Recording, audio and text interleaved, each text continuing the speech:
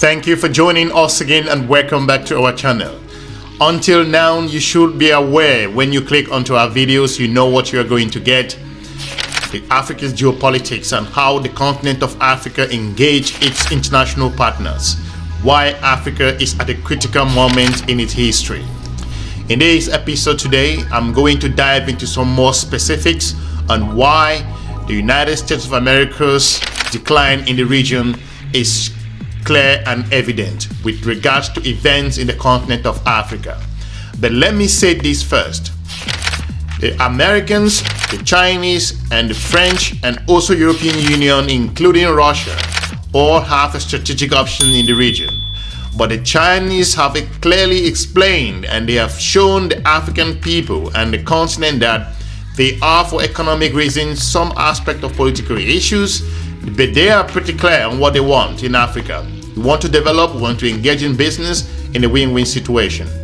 The Russians say that they want to provide security and engage Africa from a different perspective, supplying them with the munitions on what they do not have, and also to partner in a number of areas. Some economic development, partnership businesses here and there, technology transfer, and a number of areas.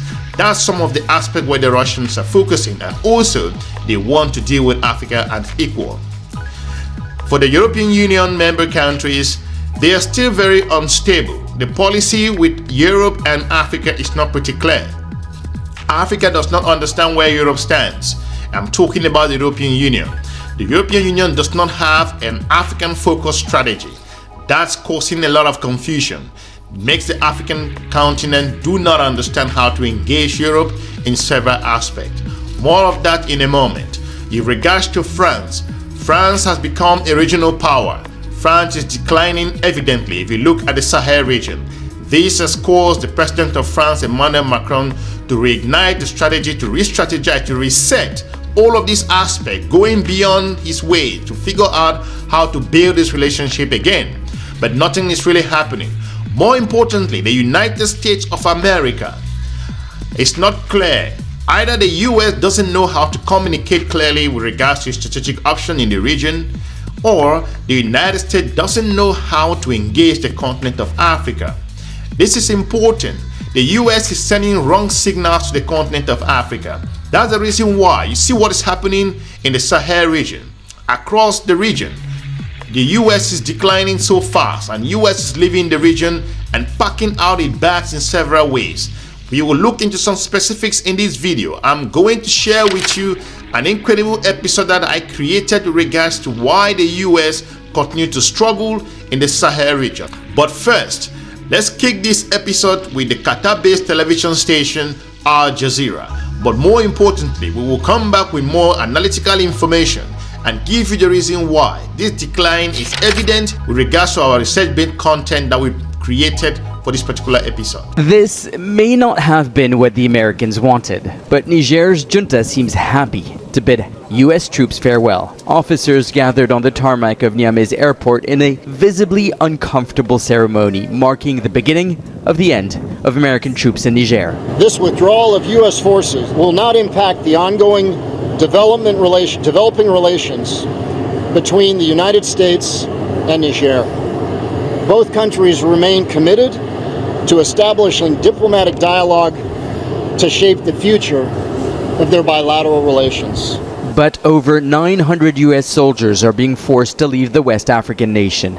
The US is dismantling what was the United States' biggest intelligence hub in the region. This includes 2 strategically located air bases from which it operated manned and unmanned surveillance drones over North Africa and the Sahel. In an interview with the Washington Post, Niger's prime minister explained the decision, saying, "The Americans stayed on our soil, doing nothing while the terrorists killed people and burnt towns. It is not a sign of friendship to come on our soil, but let the terrorists attack us." He went on to describe the condescending tone and lack of respect shown by a high-level US delegation visiting the country in mid-March. The US warned Niger's junta against selling the country's uranium-rich resources to Iran and having any military alliance with Russia. And yet, as the US withdraws, Russia is stepping in. The United States of America can only have itself to blame in several areas. I think the US is ignoring the decision-making process for countries in the Sahel. I think that the geopolitical partners of Africa should start taking these nations seriously. By approaching them from a condescending approach would derail the perspective of peace and negotiation and bilateral collaboration and cooperation in several areas. When you look at the way the region is changing, the fundamental issues with the US foreign policy in that particular region may have a problem. I think the US may not understand how the way the Africans feel and from which angle the African countries are taking decisions based on their own interest. It's all about interest at the moment. What's happening now? The Russians are taking over the region. So the US has to go back to the drawing board. Could it be that the condescending approach is an issue, or that the Africans want to work with everyone? I think that based on my own research, a number of African countries in the Sahel have clearly stated that they really want to make choices and pick their own partners themselves. This notion of that African countries cannot make decisions on their own is fundamentally wrong in the region, and is received in the African geopolitical circles as a condescending tone. From my own perspective, I believe that the African countries want to work with the Chinese, they want to work with the European Union, Russians, and also the United States of America. But with the US policy of don't engage with XYZ, your enemy is my enemy, or your enemy is not my enemy, how they put it, it's an issue here. So I think this is causing a lot of friction. Like what the Prime Minister of Niger clearly pointed out, that the condescending tone is causing a lot of issue. We here at Edusplorer, we went into more analytical option and we created a video with regards to this particular American issue in the Sahel region. Let's take a listen and we will come back into more perspective in a moment. The ruling junta recently called on American troops to leave the country after a meeting where US officials warned against partnering with Moscow.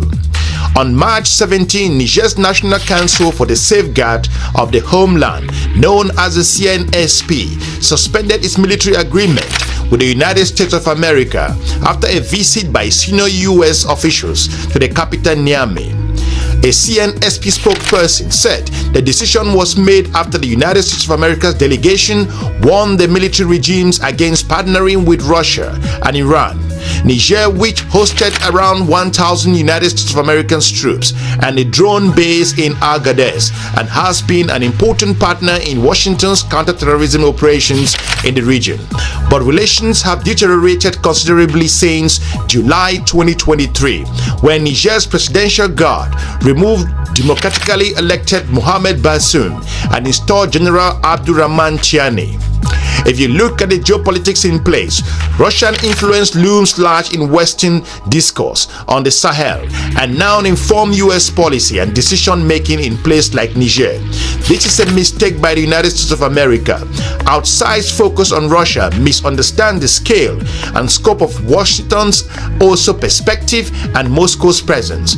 More importantly, it ignores long-standing partners of governance and also denies the role of Africans in emerging pro-sovereign movement and political blocs. Neither the United States of America or Russia are in a position to force Africans to choose sides. Efforts to do so would only result in rebuke. If you look at what happened to France in the Sahel at the moment, considering Niger, Burkina Faso, Guinea, and also Mali, I think this should go a long way to inform the US that those African nations are beginning to make their own decision in several ways. African governments seek to balance outside powers while retaining ability to work with each. Historically, local elites leverage those often unequal relationships with powerful states to enhance their own domestic positions. In Francophone Africa, the cozy relationship between French officials, companies, and African autocrats came to be known as France-Afrique. Niger had become somewhat of an exception among its peers. However, when it pursued close military ties with the United States, in the United States of America's policy circle, this withdrawal from Niger should be sending chill into the spine of those who are at the front line of the decision-making process in that particular region, with Russia coming in strongly and also taking control. Some experts say that for bases that were being occupied by the American forces previously. That sends a concern to the United States foreign policy in Africa, and it shows that the U.S. role in the continent of Africa, or the U.S. is becoming a fringe player in the continent of Africa. The U.S. should go back to the drawing board and look at those areas, whether the policymakers do not understand their counterparts in the continent of Africa, or the United States has ignored Africa for a long time, considering it to be a less major player in the region, such that the European Union, the Chinese, and also the Russians, more importantly, have engaged Africa from a perspective of bilateral issues, collaboration, and also partnership of equals. This is very important, and I think this message is not going well in the United States of America. The fact that the US is withdrawing from Niger does not necessarily mean that the United States has given up in the region. I think the withdrawal from Niger will send a clear message that the US engaging other countries like Senegal and other countries across the region, that the message there will be more of partnership and also collaboration with a lot of respect and more strategic option with each other partner. Let's go back to our friends, the Qatar-based television station Al Jazeera, to explain why the US is not giving up and why the Russians have taken absolute control with regards to their presence in the region. Russia is now present in Niger, Mali, Burkina Faso, and the Central African Republic. American troops may be leaving Niger, but they're certainly not leaving the region. There are some American soldiers right here in Dakar, Senegal, and discussions are underway to rebase US troops in coastal countries. This is to help them fight off armed groups linked to Al-Qaeda and ISIL, but also to contain the growing influence of Russia in the region. The US is struggling to hold on to its status of a reliable superpower in the region. With the latest departure of American soldiers in Niger, the winds of change appears to be blowing in Russia's favor. The wind of change is actually blowing across the continent of Africa. This is a fundamental moment. That's the reason why African nations are looking for partners that can provide them with security and also investment, and also collaborate in a number of areas from research, agriculture, science, and a number of areas. So the United States of America needs to go back to the drawing board and revise its strategy in the continent of Africa. It shouldn't be focused about countering Russians. I think that message of designing a policy that's countering Russian malign in the US Congress, which is still to be approved, should be reviewed again. I think that the European Union, on the other hand, is still focusing or refocusing itself on how to approach the continent of Africa, because so far Brussels doesn't have an African-focused policy. For the Russians at the moment, they are in the driving seat. The Chinese are clearly set the boundaries clear that we are engaging the continent from an economic point of view. However, despite the scramble and also engaging the continent of Africa, the African people should continue to make their own choices that will ruffle feathers, like we've pointed out in previous episodes. Despite all of this, there is no particular country, either Russia, China, or the United States of America, including the European Union or the Asian partners, who stand a better chance to make a decision. Let's close this episode with regards to why African countries are at the front line of the decision-making process. Neither the United States of America nor Russia have a policy to address the humanitarian issues and economic and security implications of France's departure from the Sahel, which explains in part the focus on ideological narratives. However, those countries along the Sahel are beginning to pick themselves up in different ways to also shape their own part in making their own choices with regards to their own political future and shaping their security in the region. Without a clear strategy, Russian response opportunistically to events on the ground, and while Moscow has enjoyed more success than American in exporting security to Africa recently, It lacks comparable experience and capabilities in the humanitarian field.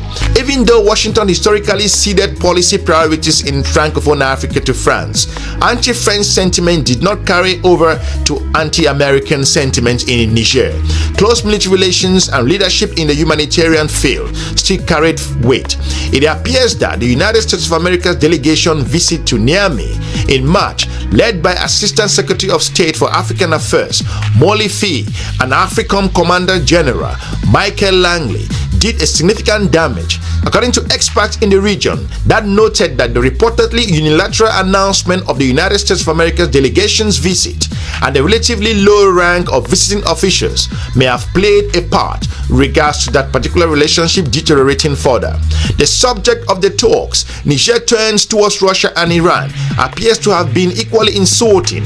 Ironically, the United States of America's delegation attempt to counter Russia's influence in Niger has further pushed the CNSP to seek its ties with Russia. The United States of America's focus on Russia misses the reality that Africans, not Russia or Americans, are driving major political shifts in the Sahel.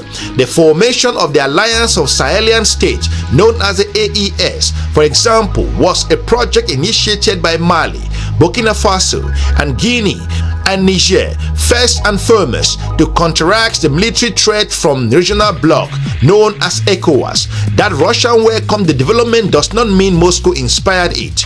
If you look at issues regards to that broader Sahel region, indeed, the overthrow of Bazoum was an unexpected issue regards to Moscow's perspective, as it was in Washington as well. Western media were still quick to divine a Russian hand. Implicit was the belief that Russian influence thrives in instability and can spill across the border. This is the perspective that most African leaders and experts think Africans cannot make their own decision. However, the African people are beginning to pick themselves together and making some strategic decisions which could be interpreted differently. Such troops, however, fail to counter and account for a basic build blocks of politics, personal relationship.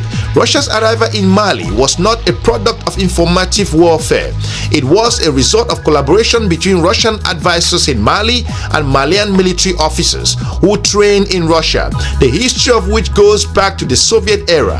Malians, not Russians, cleared the way politically, working to secure the buy-in of trade unions and other power brokers in Bamako. We want to thank you for watching. Hopefully we've informed you in regards to the battles faced by the United States of America in the continent of Africa. How would the US come out from this particular situation?